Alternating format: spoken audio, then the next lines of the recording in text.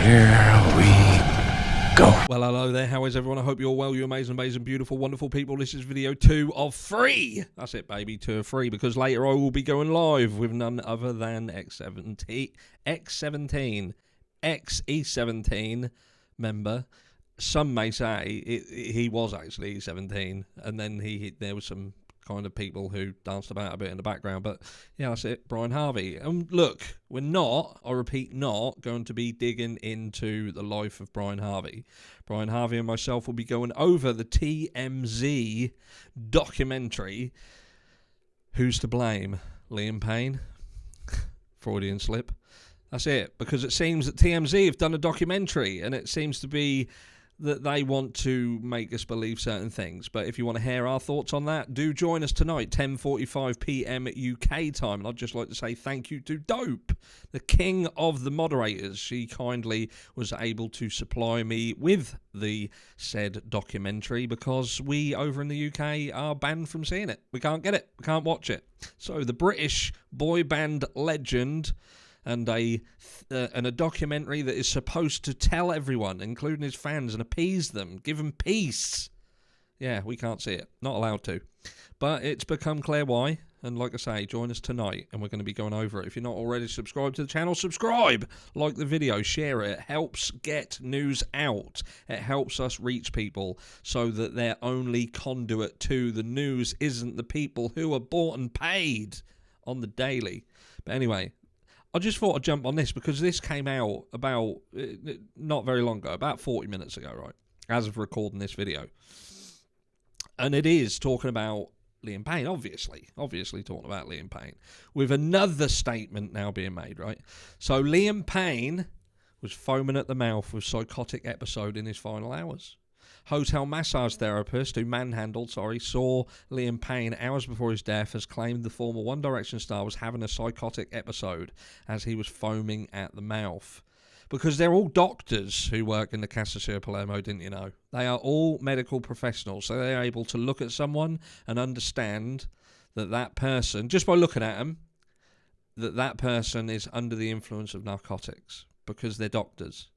So where I know it says that he's a masseuse of some description. I don't know whether he's a happy ending one, but he's a massage therapist, stroke doctor. Anyway, the former One Direction star tragically passed away, as we know, on the 16th of October while staying at the Casa Sur Palermo Hotel in Buenos Aires. In a recent documentary, I don't know whether documentary is the right word, I would say fucking hit job, TMZ investigates Liam Payne, who's to blame. Daniel Salinas, a massage therapist, stroke doctor, stroke happy ending, at the Casa Sur Hotel shared a chilling encounter with the star. Daniel recalled, we picked him up, and a blonde girl employee, because he didn't know her name, but a blonde girl who's an employee, could have been fucking Kate Cassidy, blonde hair, told us to take him to the room. It looked like he was having a psychotic episode. And the rooms, I don't know whether you know, over at the Casa Sur Palermo Hotel in Buenos Aires, they are equipped with all of the medical things that you need. So the best thing to do is if there is a psychotic episode of some description, that is immediately get the person who is suffering from this into the room. And especially the higher up the better, because it's like the bottom don't really have a lot of kit. Second floor, bit more. Third floor, kit it out to the max. So yeah, done that. It was convulsing, foam out of his mouth. There was a moment where he stood up and we took him through the hallway. He was trying to go somewhere else, but they were guiding him. I didn't go into his room, but I saw it was a mess. The Daily Express US has reached out to Liam's representatives for comment. Liam was a part of a 5-member band, One Direction. Don't know whether you've heard of them. Also include Niall Horan, Louis Tomlinson, Zayn Malik and Harry Styles. And while we're just on the subject of that, I showed a picture earlier that had 2 young children side by side, and we was talking about Liam Payne's child. And a lot of people have looked at the picture on the other side and quite rightfully pointed out, even though the child that's with Liam Payne is Liam Payne's son Bear, the child on the other side, the young boy, that's not Liam Payne's son. I believe that is actually Louis Tomlinson's son. I might have even fucked that up, but I'm pretty sure that's Louis Tomlinson's son. The band was put together on the hit reality show TV's X Factor 2010 by Simon Cowell, who just happens to be involved in Universal Records, who was the record label that got rid of Liam just before his death. Group disbanded in 2016 with each member pursuing solo careers. Liam launched his solo career in 2017 with a release of his single Strip That Down, which is what we're going to be doing tonight to the aforementioned TMZ documentary. However, his life wasn't always filled with glitz and glamour. He was candid about his battle with addiction and is believed to have entered rehab just months before his death in an attempt to get his life back on track.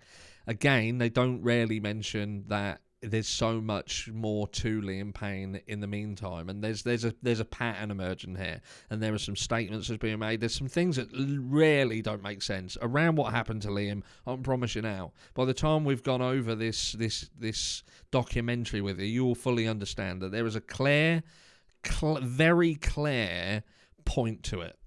And some of the things, it was making us angry. By the end of it, you come away from it incredibly, incredibly angry. And that's not, well, I don't think we were surprised at how it went, but it's like this, do you know what I mean? Now we've got legacy media, mainstream media, jumping on that and further plucking out bits now. And this is what you're going to see over the next few days. And as they come out, we're going to be jumping on them and twisting them round and showing, look, how did you know what was wrong with Liam? How did you know what was going on unless you were privy to exactly what was going on? If he was indeed being supplied, who was supplying him? And you knew it was the hotel that was doing it. Do you know what I mean? Is that why you wouldn't let him in the lobby? And look, this isn't just going to be me and Brian jumping on each other's bandwagon and pushing out our own narratives, because we don't agree with everything. Do you know what I mean? So you're not just going to get one-sided stories, because there are things that me and Brian don't particularly agree with.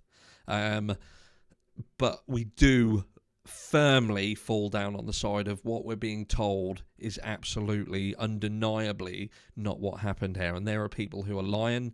I believe that there are people who are potentially being paid to say certain things. And there are even magic people. There's magic people who have the ability to teleport around the hotel and move in literally seconds and be everywhere, like eyes everywhere, a bit like Mrs. Harsh. She has eyes everywhere. You can't do anything without Mrs. Harsh knowing about it. If she was in the Casa de Palermo when this happened, she would herself probably have seen absolutely everything that happened. She does own a phone as well, so she'd have probably took a picture of what was going on. Unlike anybody whatsoever who was in the hotel with Liam when all this kicked off and happened. Anyway, that's for later on. So anyway, thank you very much for joining this video. Look, it's just another story, plucking out another thing that they can push to say how much of a state Liam Payne was in. Who's to blame? Liam Payne. I'll catch you all in a few hours' time. Mwah.